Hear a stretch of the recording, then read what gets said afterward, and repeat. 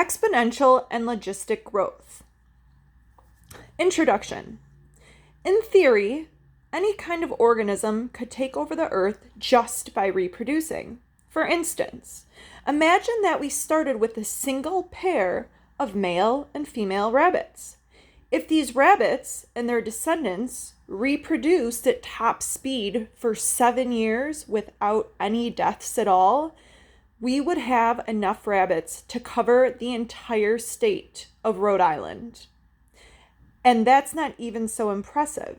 If we used E. coli bacteria instead, we could start with just one bacterium and have enough bacteria to cover the earth with a 1-foot layer in just 36 hours. That's a day and a half.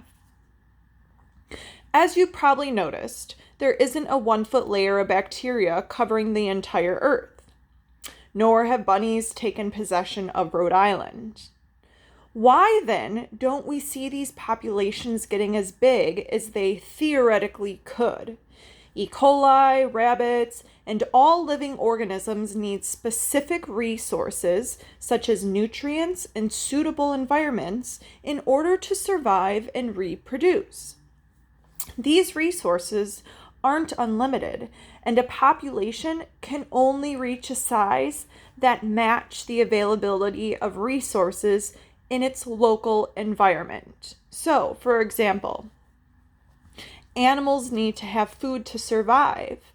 If there were 60 fox in a habitat, but there's only 30 rabbits, there's not going to be enough food for those fox. So some of the fox will end up dying. So there needs to be an equal amount of resources for all animals in a habitat to survive. Population ecologists have used a variety of mathematical methods to show population dynamics, or how populations change in size and type over time. Some of these models represent growth without environmental constraints, while others include ceilings determined by limited resources. Mathematical models of populations can be used to accurately describe changes occurring in a population and, importantly, to predict future changes. Modeling population growth rates. To understand the different models that are used to represent population dynamics or types, let's start by looking at a general equation for the population. Change in the number of individuals in a population over time. In this equation, dn/dt is the growth rate of the population in a given instant. N is the population size, so how many animals there are. T is the time, and R is the per capita rate of increase. So how many of those animals are increasing in a certain area. If we assume no movement of individuals into or out of the population, R is just the function of birth and death rates. So if animals are not leaving or coming in a certain area, the R is just reflective of how many animals are giving birth and how many animals are dying. And you can learn more about the meaning of and derivation of the equation here. The equation above is very general, and we can make more specific forms of it to describe two different kinds of growth models, exponential and logistic. When the per capita rate of increase takes the same positive value regardless of the population size, then we get exponential growth. When the per capita rate decreases as population increases toward a maximum limit, then we get logistic growth. We'll explore exponential growth and logistic growth in more detail below. Exponential growth. Bacteria grown in a lab provide an excellent example of exponential growth. In exponential growth, the population's growth rate increases over time in proportion to the size of the population. So basically, the size of the population determines how quickly an animal population will rise or increase.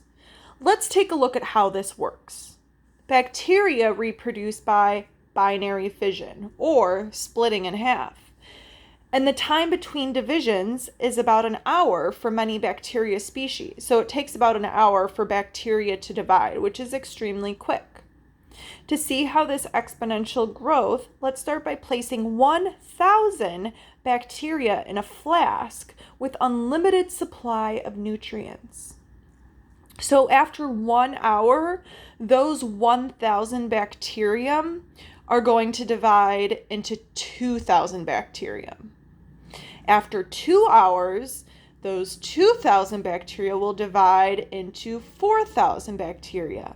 And just after 3,000, or after 3 hours, the 4,000 bacteria are going to divide, producing 8,000 bacteria. So from just 3 hours, we went from 1,000 bacteria all the way to 8,000 bacteria. That's how quickly bacteria can reproduce. The key concept of exponential growth is that the population growth rate, the number of organisms added in each generation, increases as the population gets larger. And the result can be dramatic.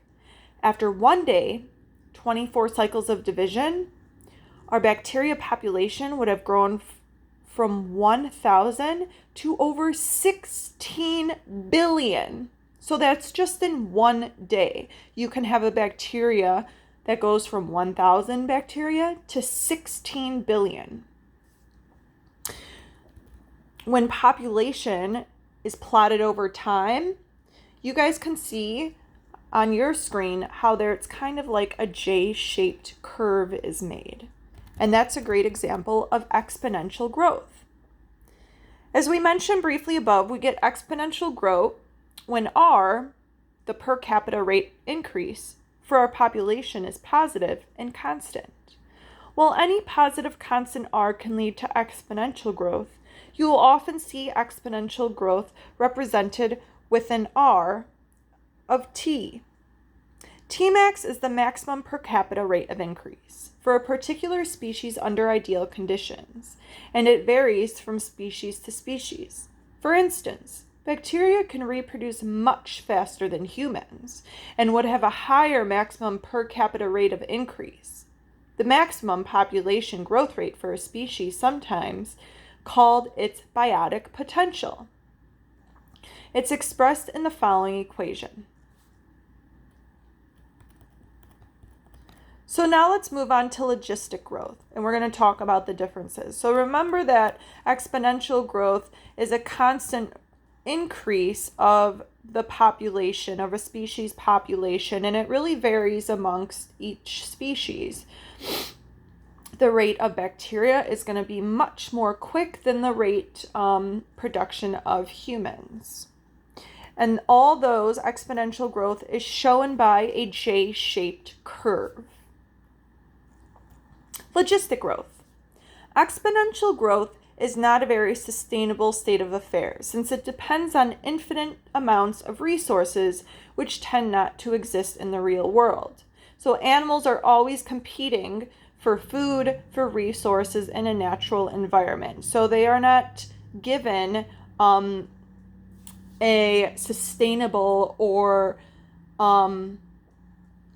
wide range of resources on a consistent basis. Exponential growth may happen for a while if there are few individuals and many resources. But when the number of individuals gets large enough, resources start to get used up, slowing the growth rate. Eventually, the growth rate will plateau or level off, making an S-shaped curve. So a population of a certain species within a habitat or community can really only get so big. Eventually, that group of species is going to run out of resources and they're going to hit their peak sometime where they're either going to run out of food or water or places to find shelter because there's just too many of them. So what happens to that population? Animals are going to be unable to continue to increase in population. So what's going to happen is it's going to plateau or kind of hit its peak and then create a straight line and perhaps even decrease a little bit. So this growth is demonstrated through an S-shaped curve. If you look at your article and the chart provided, it shows how the animals increase population dramatically at first, and then it hits its peak up at the top. We can mathematically model logistic growth by modifying our equation for exponential growth using an R, per capita growth rate, that depends on population size and how close it is to its carrying capacity. Carrying capacity meaning how many species a habitat can sustain. Assume that the population has a base growth rate of R max when it's very small. Let's take a minute to dissect this equation and see why it makes sense. At any given point in time during a population's growth, the expression K minus N tells us how many more individuals can be added to the population before it hits its carrying capacity. So what the specific population looks like at a given time and how many more animals can be added into that population before it's too much. Then K minus N divided by K is the fraction of the carrying capacity that has not been yet used up. The more carrying capacity that has been used up, the more that K minus N over K will reduce the growth rate. When the population is tiny, N is very small compared to K. The K minus N over K term becomes approximately K divided by K, or 1, giving us back the exponential equation. This fits with our graph above. The population growth grows near exponentially at first, but then it levels off more and more as it approaches K, or its carrying capacity. So as you guys can see, there is that J-shaped curve at first. It increases exponentially, but then it hits its carrying capacity. The habitat hits its carrying capacity, and perhaps there's not enough resources to go around for all the animals. So specific populations will hit that plateau and level off, meaning that the habitat is unable to hold any more of that specific type of animal. What factors determine carrying capacity? So what factors determine how many specific species a habitat can hold? Basically, any kind of resource important to a species' survival can act as a limit. For plants, the water, sunlight, and nutrients and the space to grow are some key resources. For animals, important resources include food, water, shelter, and nesting space. Limited quantities of these resources result in competition between members of the same population, or intraspecific competition. Intraspecific competition for resources may not affect populations that are well below their carrying capacity. So, for example, if you had a specific animal who had plentiful resources, they're not going to have that competition. They're only going to have that competition when resources start to run out. As the population size increases, the competition intensifies. In addition, accumulation of waste products can reduce an environment's carrying capacity. Examples of logistical growth. Yeast, which can be found in bread, a microscopic fungus used to make bread, And alcoholic beverages can produce a classic S-shaped curve when grown in a test tube. In the graph shown below, yeast growth levels off as the population hits the limit of the available nutrients. If we followed the population for longer, it would likely crash since the test tube is a closed system, meaning that fuel sources would eventually run out and waste might reach toxic levels. In a real world, there are variations of the ideal logistic curve. We can see one example in the graph below, which illustrates population growth in harbor seals in Washington state. In the early part of the 20th century, seals were actively hunted under a government program that viewed them as harmful predators, greatly reducing their numbers. Since the program was shut down, seal populations have rebounded in a roughly logistic pattern.